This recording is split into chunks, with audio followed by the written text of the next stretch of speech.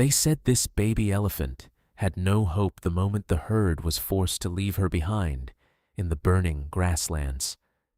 They said the wound was too severe, the infection too advanced, and that even if she somehow survived, she would never walk the way she once had. But no one expected that from that place, where death seemed almost certain. An impossible journey was only beginning, more painful, more brutal, and more extraordinary than anyone would have believed.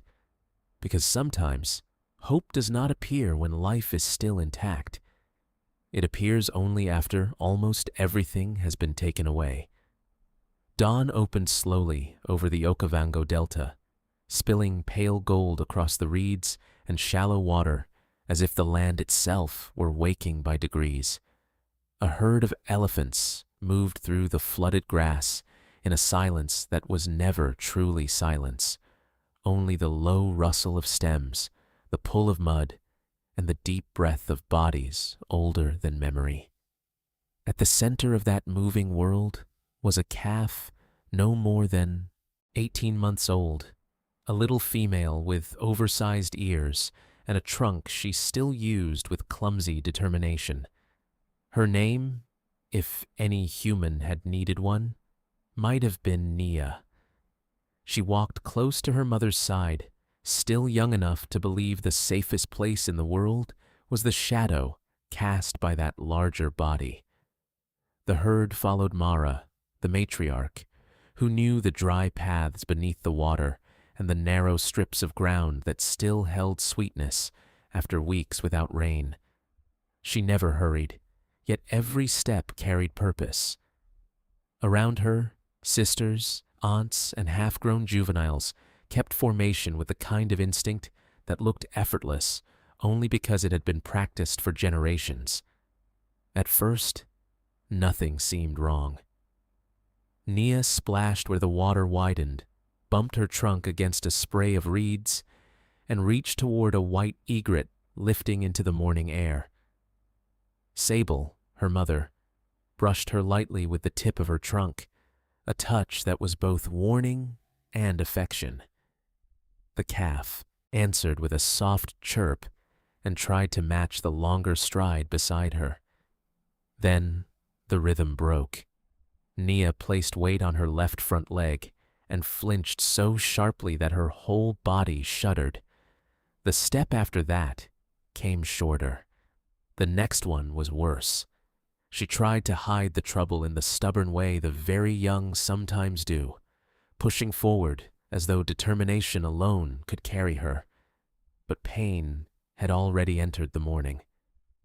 Sable noticed before anyone else.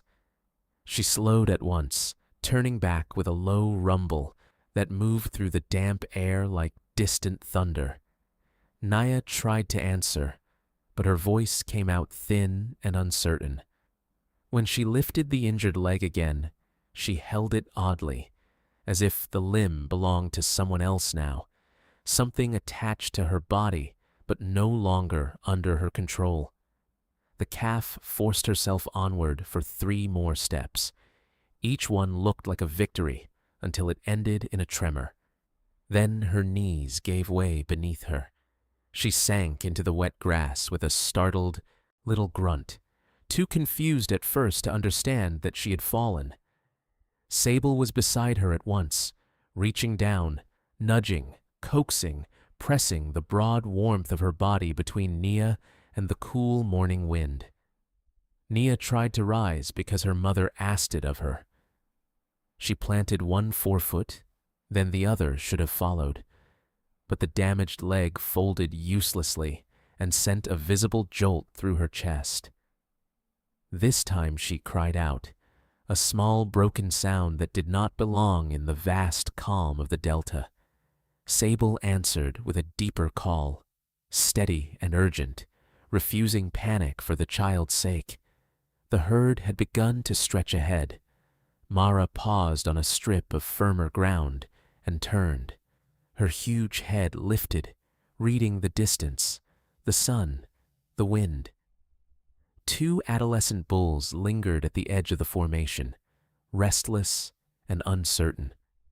One of the older females swept her trunk over the air and caught what the others soon caught too, the sour edge of infection drifting from the calf's swollen leg. Sable tried again. She hooked her trunk beneath Nia's chest and lifted just enough to give her leverage. For one miraculous second, the little calf stood. Her ears fluttered. Mud slid from her side.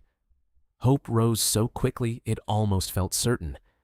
Then Nia put weight down, and the pain hit with such force that she collapsed harder than before, splashing dark water over both of them. Only then did the wound reveal itself clearly. Where the morning light struck the calf's leg, the skin above her foot looked raw and angry, cut deep in a narrow ring that should not have been there. Flies had already found it. The flesh around it was swollen, hot, and badly discolored. Somewhere in the night, or perhaps days earlier, something made by human hands had fastened itself to her body and never let go. A young female from the herd drifted back a few paces, then stopped when Mara gave a low command that was barely louder than breath. The line of elephants hesitated. Water was still far ahead. The air was warming fast. In the reeds to the west, unseen birds burst upward all at once, and one of the adolescent bulls lifted his head sharply toward the movement, suddenly alert to dangers no calf could afford to wait for.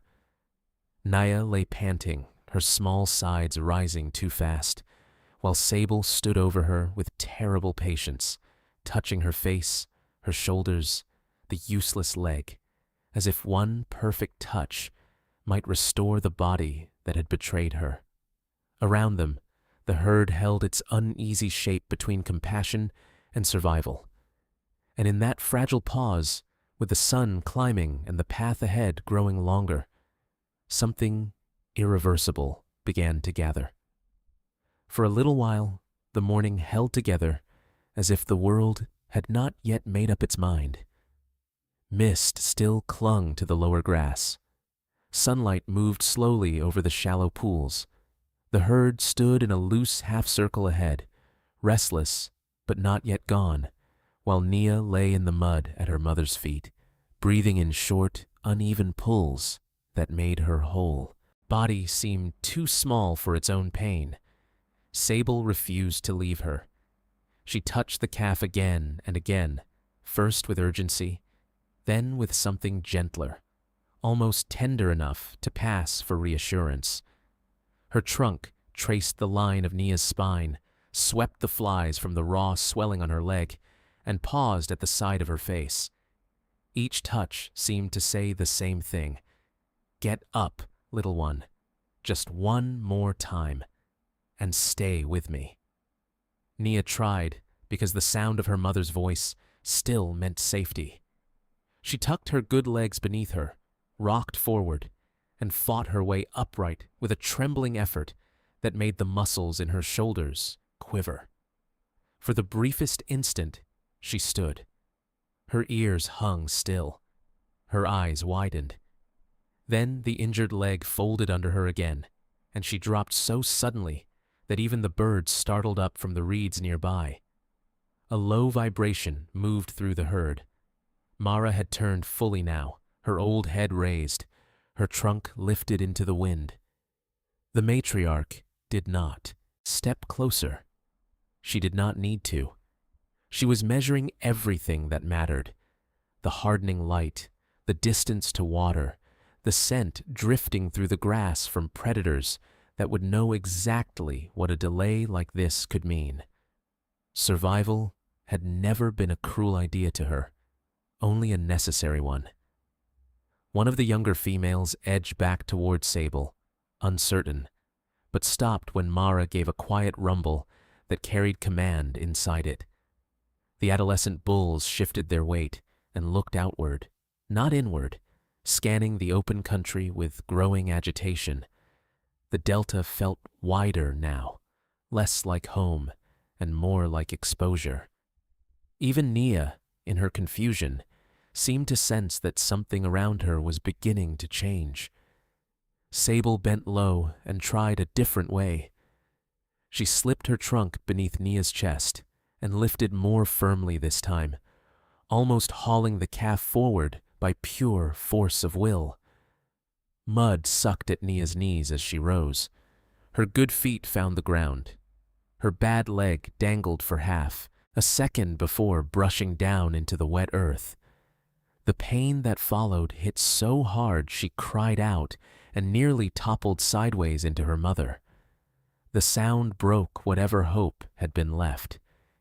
It was not loud, but it was young and raw and terrified, the kind of sound that made even the older females go still. Sable answered at once, pressing herself against the calf to keep her from falling farther. Nia leaned into that contact with desperate trust, but her body had already decided what her heart could not accept. She could not walk. Not now. Maybe not ever. The sun climbed higher. Cool silver light turned to heat.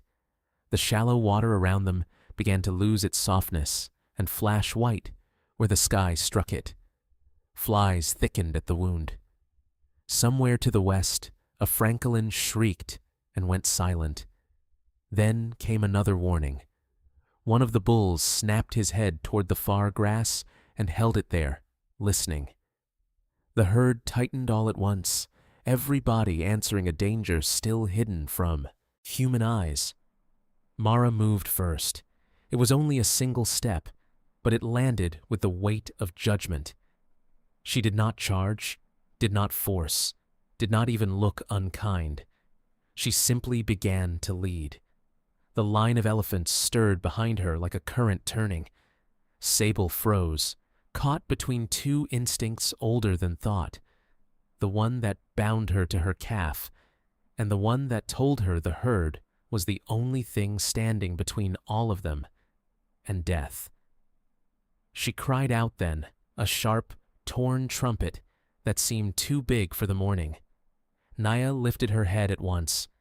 For one aching second, the calf looked almost relieved, as if that sound meant rescue was finally coming. But Sable did not move toward her. Two older cows pressed close on either side, not brutal, but relentless, nudging her forward with the authority of animals that understood what she could not bear to do alone. Nia tried to follow. That was the worst part. She dragged herself one body length through the grass, front knees plowing through, mud, trunk reaching ahead while her mother's shape slipped farther away between the reeds. She managed another desperate lurch before the strength went out of her. Then she was down again, chest heaving, one ear folded beneath her, staring at the place where Sable had been just moments before. Sable kept turning back. Even as the herd carried her on, she twisted her head over and over, calling with a voice that no longer sounded commanding or calm. It sounded broken open. The distance stretched anyway. Mara never stopped. The others did not stop. Their dark shapes grew smaller against the widening light until they seemed less like family than memory, something still visible, but already slipping beyond reach. When the last answer from Sable faded into the grasslands, silence did not arrive all at once. It came in pieces. First, the water insects resumed their faint skimming over the pools. Then, a breeze moved through the reeds. Then there was only the sun, the flies, and the small calf lying alone where the herd had left her. Nia made one last sound, soft and uncertain, as if she still believed someone might answer. No one did. She lowered her head slowly onto the flattened grass and listened to a world that had gone on without her. The delta stretched in every direction, bright and beautiful and utterly indifferent. Yet in that vast stillness, with fear settling over her like heat, Nia did the only thing a creature that young could do when the ones she loved were gone. She stayed alive, one shallow breath at a time, and waited for something she could not name. By late morning, the delta had changed its face. What had seemed gentle at dawn now shimmered under a hard white sun, and every patch of open ground felt exposed. Nia had stopped calling for her mother. The silence had not come from peace, only from exhaustion. She lay where she had fallen, half curled in trampled grass, while flies gathered at the raw band of flesh around her swollen leg. From a distance, she hardly looked alive at all. A pale bird landed nearby, cocked its head, and lifted away again. The water beyond the reeds flashed like broken glass. Nia opened her eyes only when pain forced her to, then let them drift shut again. The world had narrowed to heat, thirst, and the dull ache of waiting without understanding what she was waiting for. Now and then, some instinct deeper than thought pushed her to move. She would stretch her trunk toward a patch of cooler mud, drag it weakly over her face, or shift her weight to escape the sting in her injured limb. Each small effort cost more than it seemed to give back. Once, she tried to pull herself forward again, but after a few inches, her strength failed, and she sank with a breath that sounded almost like surrender. Not far away, hidden by reeds and acacia shadow, a safari jeep rolled slowly along a narrow service track used by local guides who knew the safer routes through the floodplain. In the back seat sat a family from Colorado, quiet in the noon heat, their cameras mostly forgotten. Even the boy, 11-year-old Evan Mercer, had stopped asking questions and was staring out at the brightness with the restless attention of a child fighting sleep. It was Evan who saw the movement first. Not a dramatic motion, not enough for anyone else to notice right away, just a weak lift of something gray against the flattened yellow grass. He leaned forward, squinting through the glare, and touched his father's arm. At first, he thought it might be a wounded antelope, or even just a torn tarp caught in the reeds. Then he saw the shape of a small trunk curl and fall. "Stop," he said, too quickly for anyone to answer. The guide, a local man named Tebogo, had already eased his foot off the pedal. He followed the boy's line of sight and went still in a way that made Evan's mother lower her camera without taking the shot. For a moment, no one spoke. Then Tebogo exhaled slowly and said, almost to himself, "That is a calf, and she should not be alone." They did not drive closer at once. Tebogo knew better than tourists did how quickly the wild could punish good intentions.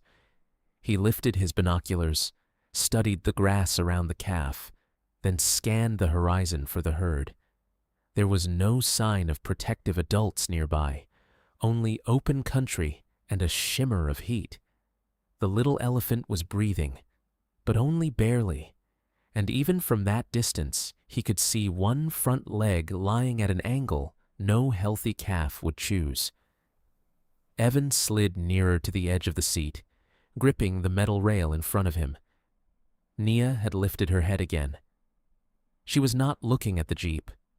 Not really.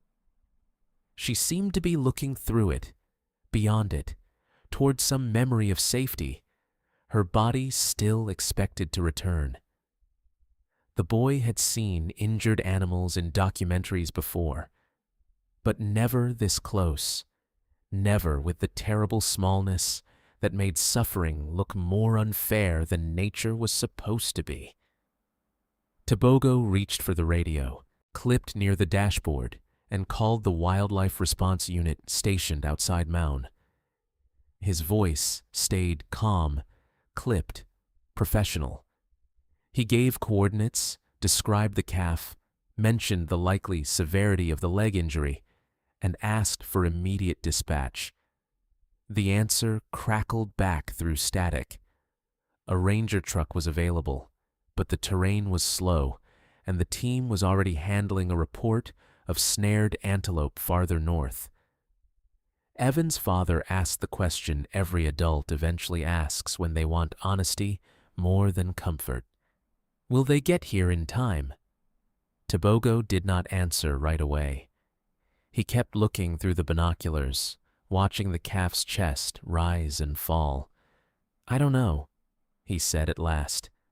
Sometimes yes. Sometimes the bush decides first. The words were gentle, but they landed in the jeep with a heaviness no one tried to break. A shadow passed over the grass. High above, 2 vultures circled once, then again, not low enough to descend, only low enough to be noticed. Evan saw them and hated how quickly his stomach tightened. Nia shifted at the same moment, as if some fading current of life had reached her once more. She tried to lift herself, failed, and dropped her head back down. The vultures kept turning, patient as time. Evan's mother whispered that maybe they should leave the animal alone now that help was coming.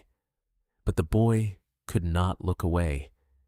There was something unbearable in the way the calf kept trying to exist inside a world that had already begun to count her out. Her ears twitched weakly at the flies. Her trunk searched the ground without purpose.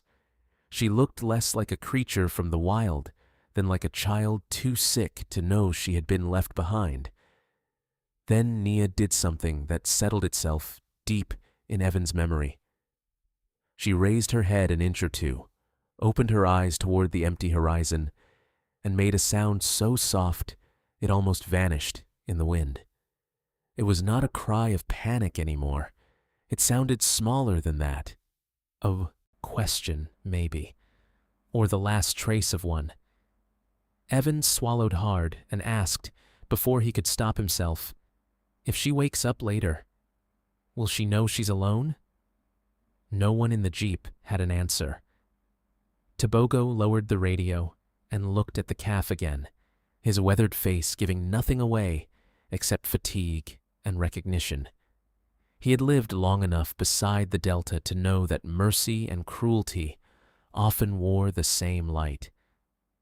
So they stayed where they were, the engine idling low, the heat pressing against the windows, while far across the grass a wounded baby elephant lay between life and death, and somewhere beyond the reeds a rescue team began to drive.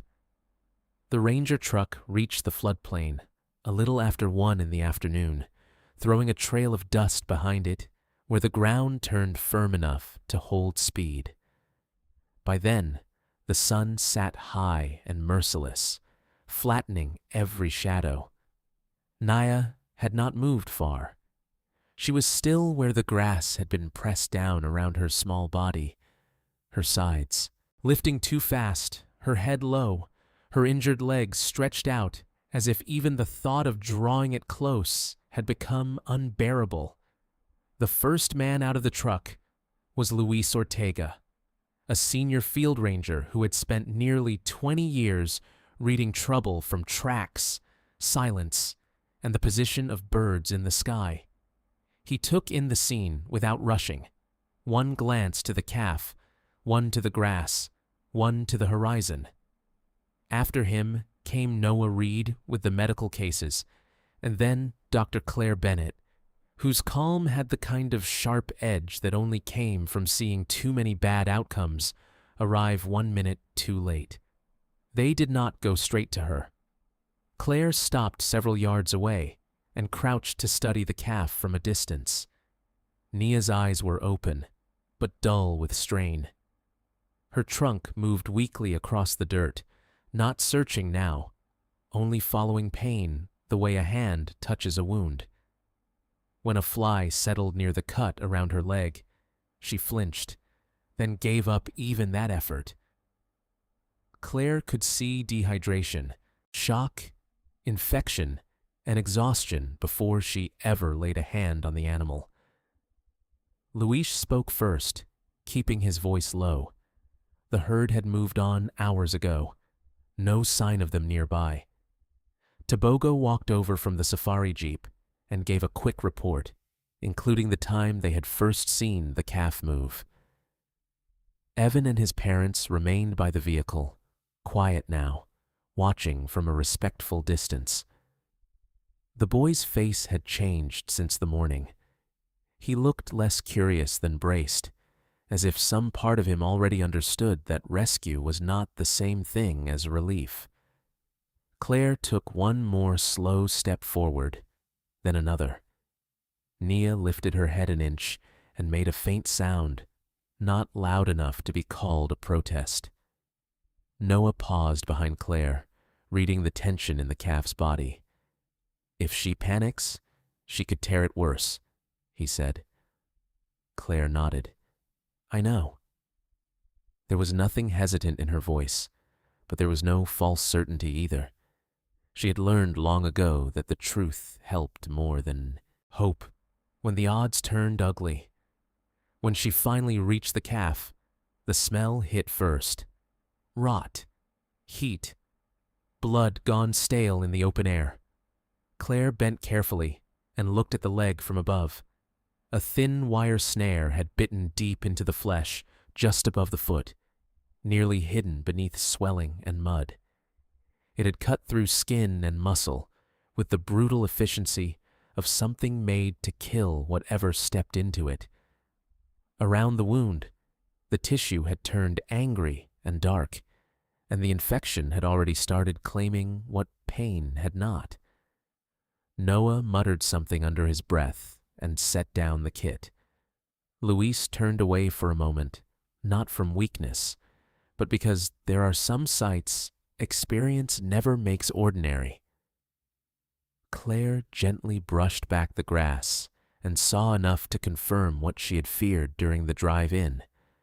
The wire had tightened every time the calf had struggled. It had likely been on for days. Bone was involved now. The lower part of the leg was no longer something the body could save on its own. Nia stirred when Claire touched the outer edge of the wound and tried to pull the leg back, but the movement only sent another tremor through her body. She let out a thin, breathy cry that made Evan grip the side rail of the jeep until his knuckles whitened. Claire straightened and removed her gloves with a deliberate slowness that signaled bad news before she spoke a word. If we leave that leg on, she said, the infection will take her. Maybe not today, but soon. Noah looked at her, already knowing where her mind had gone. You're talking about an amputation. He did not say it like an accusation. He said it like someone naming the cliff at the edge of the road. Claire met his eyes. I'm talking about the only chance she has. Luis exhaled sharply and looked back at the calf. A front leg? He asked. She's just a baby. Claire's face tightened, but her answer did not change. Yes. And that's exactly why we decide now. For a few seconds, no one moved. The engine of the Ranger truck clicked as it cooled. In the distance, some unseen bird called from the reeds and fell silent. Claire knew what the others were thinking because she had already thought it herself on the way in. A wild elephant calf missing a front leg was not a story that usually ended with recovery. Even in sanctuary care, the weight distribution alone could cripple the spine over time. Saving her life and saving her future were no longer the same question. That was when Claire said the part she had not yet allowed herself to speak out loud. If we do this, she said, we don't stop at surgery. She would need a prosthetic, a real one, custom built, not later when it's convenient, as soon as she's stable enough. Noah stared at her for a beat. For an elephant? Claire gave the smallest nod. for this one. It sounded impossible, because it was, but impossible was not the same thing as wrong. Luis glanced toward Tobogo, then toward the jeep. Evan was still watching, silent and rigid in the heat. The ranger lowered his voice. "And if she doesn't make it through transport?" Claire answered immediately. "Then she dies with someone trying." The words hung there, stripped clean of drama. No heroics, no promise. Just the difference between surrender and effort. It was that sentence, more than anything else, that settled the debate. Noah knelt beside the medical case and began laying out the sedation kit. Luis moved to clear space near the truck for the stretcher rig. Tobogo walked back to the jeep to tell the family the team would be taking the calf out. Evan looked from the adults to Nia, and then asked the only question that mattered to him now. "Can she live?" Tobogo hesitated, then gave him the rare courtesy of honesty. "She can try," he said, "and today, that has to be enough." Claire returned to Nia's side and rested one hand lightly against the calf's shoulder, not to comfort her exactly, but to steady the moment before everything changed. Nia's skin twitched beneath her palm. Her eye rolled once toward the sound of Claire's voice, then half closed again. Around them, the delta shimmered in the afternoon glare, beautiful and indifferent as ever. But now, the waiting was over. The bush had made its choice. And so, at last, had they. The drive back to the conservation center felt longer than the map allowed. Nia lay sedated on a padded platform in the rear compartment of the transport truck, her small body secured with straps and folded blankets to keep her from sliding when the road broke into ruts. Noah sat beside her, with a monitor clipped to one finger, counting breaths, watching the rise and fall of a life that still seemed far too fragile to trust. Claire rode across from him, with her medical bag open on her lap, checking the calf's pupils every few minutes, adjusting the oxygen line, touching the edge of the infected leg only when she had to. The smell inside the truck was a mix of antiseptic, blood, hot metal, and decay. No one pretended not to notice it. Outside, the delta gave way to drier ground, and the sun moved west as if the day were passing too quickly for what waited at the end of it. Luis drove without wasting emotion.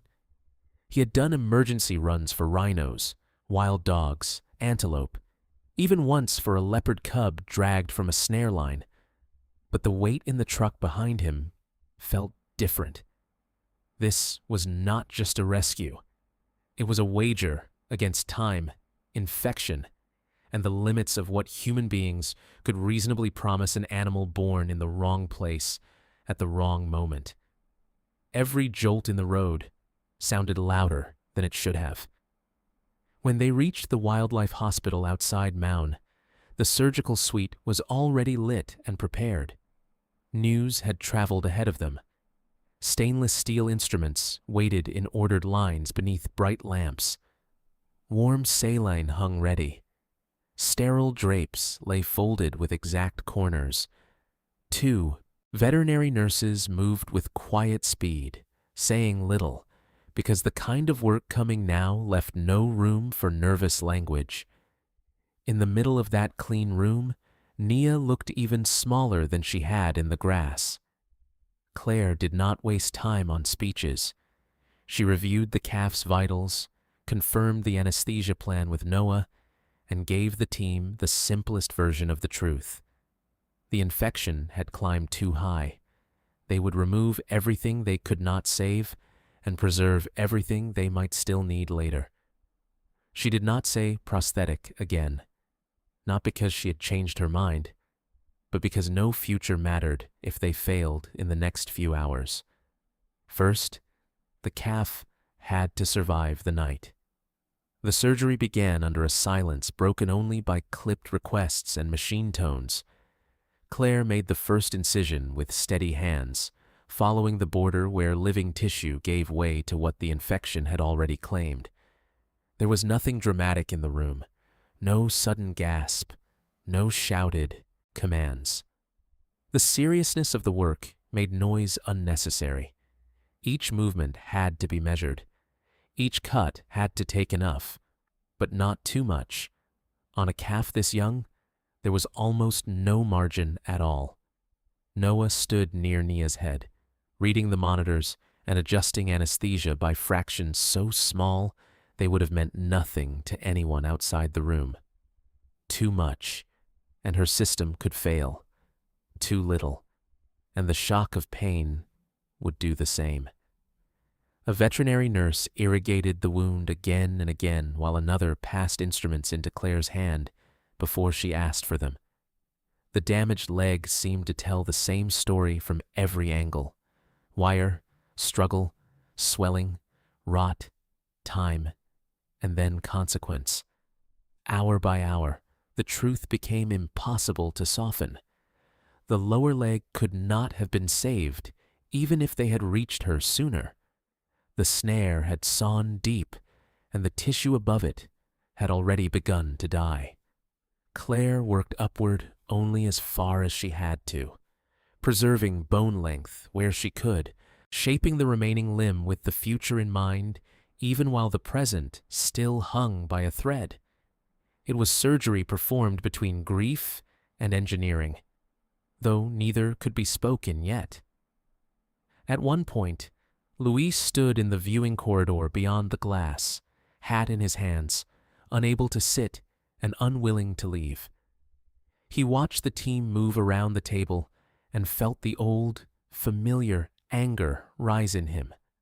Not at nature this time, but at the human cruelty that had placed the snare there and vanished, leaving the land to do the finishing. Somewhere out in the bush, the herd kept moving, unaware that one calf had become the center of a battle humans were only barely equipped to fight. Near midnight, the worst of it was over. The infected portion of the leg was gone. The remaining stump had been cleaned, shaped, closed in layers, and dressed under a thick bandage designed to protect both the wound and the calf from herself when she woke. Claire stepped back at last and removed her gloves. The deep grooves at the bridge of her nose showed where her mask had pressed for hours. She looked tired, but not relieved. Not yet. Surviving surgery was not the same thing as coming back from it. Nia was moved into a recovery stall lined with padded walls and heavy straw. The lights were dimmed. The machines were quieter here, though not absent.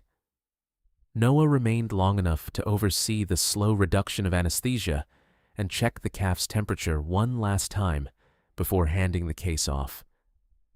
"If she comes up fast, call me," he told the night staff. "If she doesn't come up at all, call me sooner." It was not cold. It was the language of people who had learned to respect how quickly hope could change shape. The person who stayed was Caleb Turner. He was younger than most of the senior staff and carried none of Claire's hard authority. But he had a patience animals often trusted before they understood why. For the last 3 years, he had worked in elephant rehabilitation, mostly with calves too traumatized to sleep through the night or too frightened to eat unless someone sat nearby.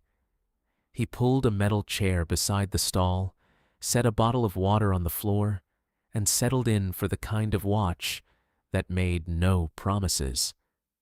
For a long while, Nia did not move at all beyond the slow lift and fall of her chest. Caleb watched her the way one watches a storm passing beyond the walls of a house, alert, quiet, knowing intervention had limits. He could still smell the surgery in the room, under the straw and antiseptic. Sometimes he looked at the bandaged space where the lower leg should have been, and then away again, not out of discomfort, but because some absences felt too large to stare at directly. It was nearly dawn when the first changes came. Nia's ears twitched. One eyelid fluttered, then opened halfway. Her trunk curled weakly against the floor and uncurled again. Caleb leaned forward, but did not stand. He had learned that waking could feel like drowning to a frightened animal, and the wrong movement from a human could turn confusion into panic. So he stayed where she could see him if she chose to look, present, but not closing in, waiting for the calf to meet her altered world in her own time. When Nia finally tried to rise, she did it the way her body remembered. She gathered herself beneath the old design of 4 working legs and pushed upward with sudden effort. For one terrible second, it almost worked. Then, the missing support on the front right side gave way to nothing, and she crashed against the padded wall with a sound that was half thud, half cry. Caleb flinched from his chair, but forced himself not to rush to her. Help, too soon, could become fear. She tried again. That was what made it hard to watch. Not the fall itself, but the innocence behind it. Nia did not yet know what had been taken from her. She only knew that the world had stopped behaving the way it had yesterday. She planted her remaining legs, strained, rose halfway, and collapsed once more, breathing faster now, eyes wide with a confusion deeper than pain. And in that dim room, with morning just beginning at the windows, her real recovery began in the cruelest way possible. Awake. Morning entered the recovery ward without warmth. The light that slipped through the high windows was pale and thin, turning the concrete floor silver where it touched. Nia stood only in fragments now, an elbow braced, a shoulder lifted, a brief surge of effort that ended in collapse. Each attempt left the straw more disturbed and her breathing harder, until even the room seemed to hold itself still around her. Caleb remained where he had been through the night, close enough to be seen, far enough not to threaten. He had learned that fear moved quickly through an injured calf, especially one waking into a body she no longer understood. So he said nothing at first. He only lowered his gaze when hers found him, letting her decide whether his presence belonged to danger or something gentler she could not yet name. By mid-morning, Claire returned with Noah and the first round of post-op reports. The fever had eased a little. The blood work was not good, but it was not hopeless. Infection still shadowed every decision. Claire studied Nia over the stall door, watching the way the calf shifted weight onto the remaining front leg, already asking too much of a body not built for imbalance. "She made it through the surgery," Noah said quietly. Claire answered with the caution of someone who knew survival liked to be tested twice. "Now we see what surviving means." Nia tried again while they were there. She gathered herself, pushed up, nearly found balance, then hit the floor with a violent sideways scramble that sent straw and dust into the air. The bandaged stump struck the bedding, and a thin cry escaped her before she could swallow it back into silence. Caleb's hand tightened on the stall rail. Claire did not move. She had seen enough animals, broken by good intentions, to know that rushing in could teach panic faster than comfort ever taught trust. When the calf finally stopped struggling, Caleb stepped in with a bucket of water and a long-handled sponge. He did not reach for her face. He cooled the floor near her first, then the uninjured shoulder, then the back of her neck. Nia flinched, but she did not recoil. Her trunk lifted weakly and hovered in the air between them, uncertain, tasting him. It was the first moment since the surgery that did not belong entirely to pain. Small as it was, Caleb felt the shape of it. Later that afternoon, Claire made the call she had been postponing only until she had proof the calf would live long enough to justify it. She stepped into the office beside the treatment barn, dialed Colorado, and asked for Ethan Cole. He answered from a lab full of half-built braces and motion rigs, expecting a consultation, not a challenge. Claire did not waste his time. A young African elephant. Front leg, amputation, rapid growth, weight-bearing requirements beyond anything his team had ever attempted. "Can it be done?" she asked. There was a long pause on the line, the kind that usually means no. Ethan did not say no. He asked for measurements, photos, scans, healing timelines, gait footage if they could get it later. His voice changed as the problem took shape in his mind, not easier, but more focused. He admitted he had built prosthetics for horses, rescue dogs, and once for a black bear cub with a crushed paw. Never an elephant, never one this young. "I can't promise success," he told Claire, "but I can promise I'll come." By evening, another voice had joined the case through a video call on Claire's tablet. Maya Cole, Ethan's younger sister and materials specialist, appeared from a workshop crowded with samples, molds, and stress charts taped to a wall. She listened to Claire's explanation, then asked the question Claire had expected from someone who understood failure better than optimism. "Are you trying to give her a leg?" Maya said, "or a way to distribute weight without destroying the rest of her body?" It was not a difference in wording. It was the difference between pity and design. The next day did not improve much for Nia, but it did not collapse either, and in a hospital that counted as progress. Caleb spent hours beside the stall, never forcing contact, never pushing her to stand longer than she could bear. He brought fresh hay, dampened the straw, and sat through the hard stretches when the calf closed her eyes, yet could not sleep. Once, when flies found the bandage, he brushed them away with slow, repetitive movements until Nia stopped tensing at the sound of him near her. Claire noticed before Caleb did that the calf had begun tracking him, not constantly, not with affection yet, but with the wary attention given to something that returns and does not cause harm. If he stood, her gaze followed. If he left, she listened. If another staff member moved too quickly at the door, her trunk curled inward. But when Caleb entered, it remained where it was. Trust in a wild animal never arrived all at once. It accumulated like light, so gradually that only absence made it visible. 3 days after the surgery, Ethan arrived in Mound, carrying hard cases full of tools and enough uncertainty to keep him honest. He was taller than Caleb expected, sunburned from travel, with the distracted intensity of someone already sketching solutions in his head.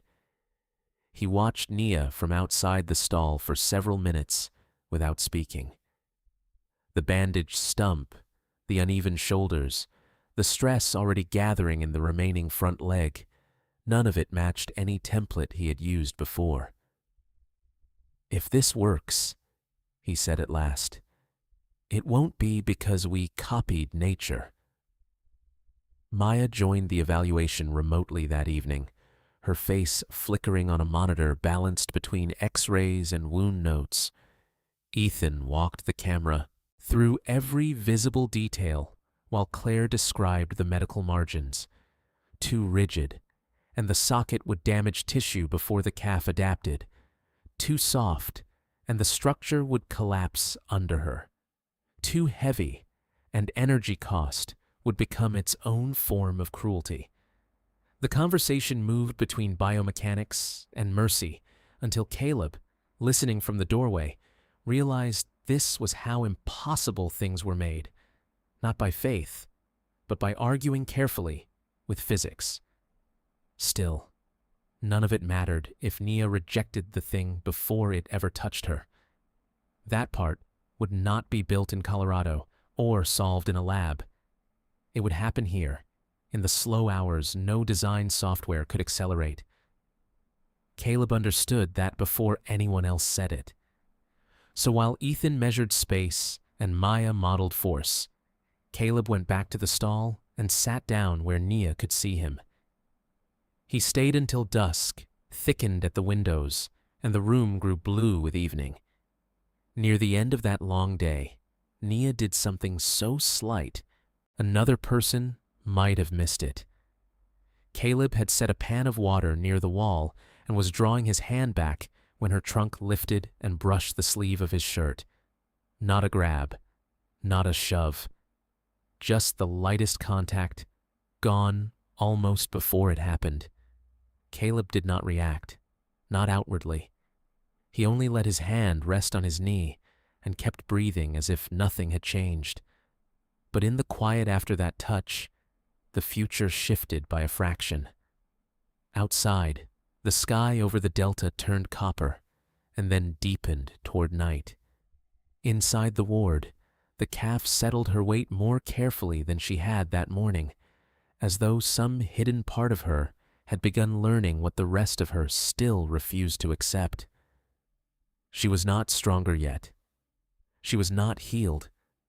The path ahead remained expensive in every sense of the word, but something essential had entered the room and chosen not to leave.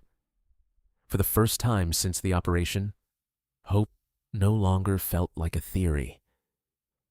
The first prototype arrived in pieces, packed inside foam-lined cases, each component labeled, measured, and far more confident in appearance than anyone felt. Ethan unpacked the frame on a stainless table, while Maya watched over video from Colorado, asking for angles, clearances, and the latest swelling notes. In the bright workshop light, the device looked almost elegant. Lightweight titanium, silicone lining, a curved lower section designed to absorb force rather than mimic anatomy. On paper, it was brilliant. In the stall, none of that mattered. Naya had made it through the worst of the infection, and the wound was healing cleanly enough to begin limited fitting work, but her body still treated surprise like a threat.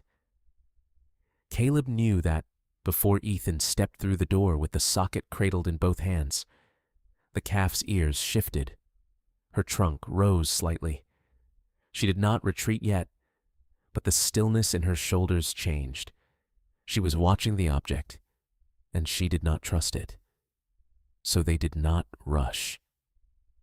Caleb entered, first, as he always did, bringing water and the familiar quiet that had become part of Nia's days. He stood near her for a while, without reaching for anything. Only when her breathing settled did Ethan move into view, keeping the prosthetic low, almost humble, as if the strange new limb were something being introduced rather than imposed. Naya extended her trunk toward it, touched the metal frame once, then drew back sharply at the coldness. They stopped there on the first day. No fitting, no straps, no pressure on the healing stump. Caleb left the prosthetic leaning against the far wall, where Nia could see it, smell it, and decide whether it belonged in her space. By evening, she had drifted close enough to investigate it again, tracing the rubber foot with the tip of her trunk, and then recoiling from the unfamiliar scent of silicone and machine oil. It was progress so small, it would have sounded foolish out loud. The next morning, Ethan began measurements against the real animal, instead of the charts. Caleb kept one hand resting lightly against Nia's shoulder, while Ethan crouched beside the bandaged limb, moving slowly, explaining nothing because explanation was for people and rhythm was for animals. Naya tolerated the approach for 7 seconds before her muscles locked. Ethan stopped immediately. Caleb stepped back with her. No one pushed for more. 7 seconds became the number the day was built around. On the third attempt, the socket brushed the outer edge of the dressing. Nia reacted as if fire had touched her. She jerked sideways with startling force, trumpeted once, and slammed herself against the padded rail before Caleb could get clear. Ethan dropped the prosthetic rather than risk twisting it into her healing tissue. Claire, who had come down from the treatment room to watch, called the session off at once. The sound of Nia's fear seemed to hang in the barn long after her body went still again. Ethan took the failure badly. He stood in the workshop afterward with both hands on the table, staring at the device like it had betrayed him personally. "The fit is right," he said to no one in particular. "The geometry is right." Maya's voice came through the speaker, softer now. "That doesn't mean the timing is right." Caleb, leaning against the doorway, looked back toward the stall and said the thing that changed the room. "She doesn't need a better leg first. She needs a reason to trust it."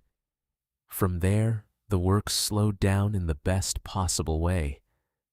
Caleb stopped treating the prosthetic as equipment and began treating it like part of Nia's environment. He moved it closer to her feeding corner, left it beside the water pan, let her wake up seeing it, fall asleep near it, pass it without anything bad happening. He sat with her during those quiet hours, sometimes speaking in a low voice, sometimes not speaking at all. Trust, he understood, grows fastest when no one keeps measuring it aloud. Days became a pattern of almost nothings. 5 seconds of contact, then 8. A strap lay gently against her side and removed before panic rose. The silicone socket pressed against the bandage just long enough for her to register it and survive the feeling. Claire adjusted medication to keep her comfortable without dulling her responses too much. Ethan softened one edge, widened another, and trimmed weight from the lower frame until the device felt less like an invention and more like an invitation. One afternoon, when the air outside had gone thick with heat and the barn fans pushed warm circles overhead, Caleb knelt beside the calf and rested the open socket against the stump for nearly half a minute. Nia trembled, but she did not pull away. Her trunk reached backward as if to check what was happening, then settled against Caleb's shoulder instead. He stayed perfectly still, barely breathing, while Ethan secured a single strap and then removed it again. No one said a word until the session was over. The first full fitting took almost an hour. Caleb worked one step at a time, fastening the upper support, checking the alignment, waiting whenever Nia's breathing changed. Claire stood by with Noah near the door, neither of them interfering unless it became necessary. Ethan crouched at ground level, eyes fixed on the angle of the socket and the position of the rubber foot. When the last strap was secured, the barn felt impossibly quiet, as though every person inside had agreed not to disturb the fragile thing they had built together. Nia stood without moving. 4 points touched the ground again, but only technically. Her mind had not accepted the 4th one yet. She shifted weight onto her back legs, then onto the remaining front leg, testing the world in fractions. The prosthetic held steady. The springs compressed with a faint mechanical give and returned.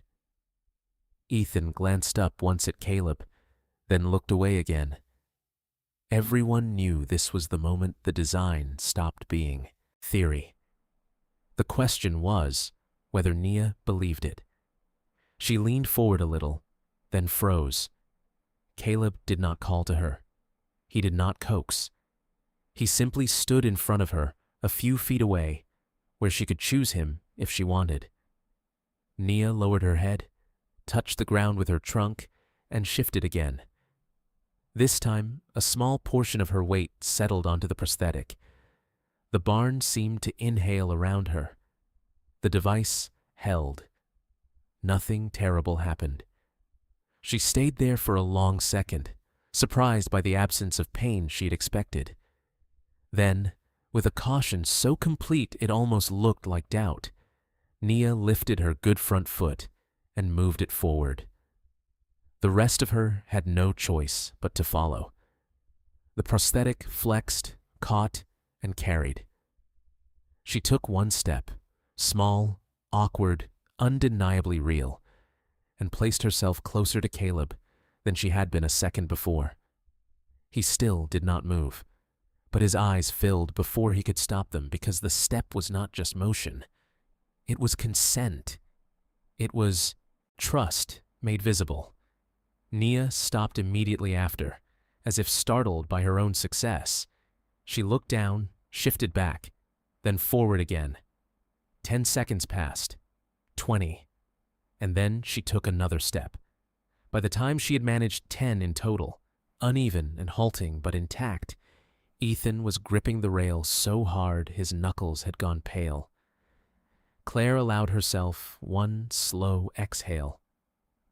Noah looked toward the ceiling, as if refusing to break whatever fragile blessing had entered the room. No one cheered. The moment was too delicate for noise. By dusk, the prosthetic had been removed, and Nia was back on deep bedding, tired in a new way, but calmer than she had been after any previous session. Caleb sat with her until the shadows lengthened across the stall. Once, before settling, she reached her trunk toward the place where the device now rested by the wall, as if checking that it was still there. Outside, evening lowered over the center in bands of orange and blue. Inside, the impossible had not become easy, but it had become true. For a little while, it seemed the first step might be enough to carry everything that followed. Nia began crossing the length of the rehab stall, with the prosthetic attached, slowly at first, then with a rhythm that no longer looked entirely borrowed. The movement was still uneven, the new limb still strange, but she no longer froze each time it touched the ground. Caleb stayed close beside her, though not as close as before, giving her room to discover what her body could do without being led through it. By the 6th week after surgery, the staff moved her to an outdoor rehabilitation paddock built just beyond the main treatment barn. It was not wilderness, but it was no longer the safe predictability of smooth floors and padded walls. The enclosure held packed earth, soft grass, a low incline, and a shallow, muddy basin fed by a narrow pipe. Claire wanted terrain. Ethan wanted data. Caleb wanted something simpler and harder to name. He wanted Nia to remember that life was more than surviving inside a room. The first morning outside, she stopped at the gate and would not cross it. Sunlight struck her full in the face. Wind moved across the grass, with sounds the barn had never made. Somewhere beyond the fence, Franklin's burst from cover, and Nia's ears lifted at once. Her trunk rose and tested the air in careful, uncertain sweeps.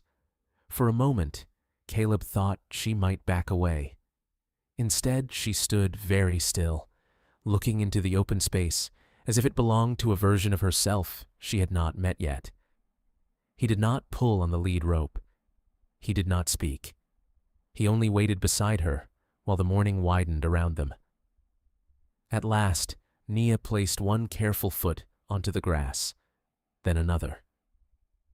The prosthetic sank slightly into the softer ground, and the sudden change in balance made her wobble hard enough to send a ripple of fear through everyone watching from the fence line. But she caught herself, shifted, and tried again. The second step was clumsy. The third looked intentional. Those first days outside taught her more than any fitting session ever could. Concrete had never rolled beneath her weight the way wet earth did. Grass hid tiny changes in depth. Mud pulled back when she pushed against it. Going uphill demanded something different from the shoulder. Going down forced trust into the prosthetic in ways the barn never had. Caleb walked with her for hours, slow enough to match her decisions, close enough to steady her only if she truly could not save herself. There were small victories that no chart could measure properly. The first time she crossed the paddock without stopping. The first time she turned too fast, stumbled, and corrected on her own. The first time she stood in the muddy basin and let the cooler earth coat her good legs while the rubber pad of the prosthetic held against the slick ground instead of sliding free. Each success looked quiet from a distance. Up close, each one felt earned. Then came the setback. 3 weeks into outdoor work, Caleb entered the paddock at sunrise and found Nia standing on 3 legs beside the water trough, the prosthetic lying in the grass several feet away. For 1 sick second, he thought she had ripped it off in panic. But when Ethan examined the frame later that morning, he found the truth. A hairline fracture had formed at one of the stress points near the lower support, small at first, then widened by repeated force until the device was no longer safe to wear. The news hit the team harder than they expected. Ethan took the broken frame back to the workshop and set it on the bench as if it were evidence in a trial he had already lost. He blamed the load calculations, the growth curve, the imperfect assumptions no one could have fully solved before seeing the calf move in real terrain. Claire worried about something else, not just the delay, but the cost of it to Nia. One bad interruption at the wrong time could teach her that trust had limits. After all, what happened next changed the story more than the first step had. When Ethan and Caleb entered the stall the following day with measuring tools, straps, and a revised casting kit, Nia watched them come in and did not retreat. She looked at the broken prosthetic on the floor, then at Caleb, then shifted her weight and lifted the bandaged limb slightly off the ground. No one had trained her to do that. No reward had been offered. She simply held it there, waiting, as if she understood why they had returned. Even Ethan, who trusted numbers more than sentiment, went quiet. Maya's voice crackled through the speaker from Colorado as he described what the calf had just done, and for once, she had no immediate correction to offer. The second round of measurements took half the time of the first. Nia stood through most of it without sedation, touching Caleb's sleeve now and then with the edge of her trunk, but never pulling away. She had crossed a threshold no one could engineer. She was cooperating.